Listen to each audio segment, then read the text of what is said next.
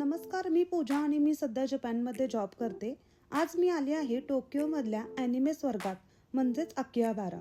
हे ठिकाण ॲनिमे, मांगा, गेमसाठी प्रसिद्ध आहेच, पण इलेक्ट्रॉनिक्ससाठी सुद्धा खूप फेमस आहे.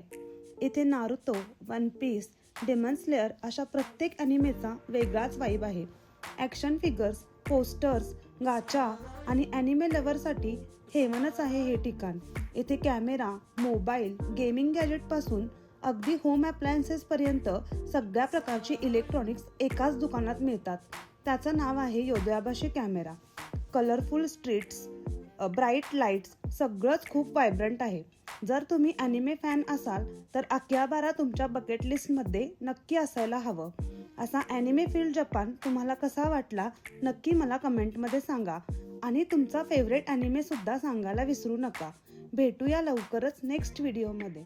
Bye bye.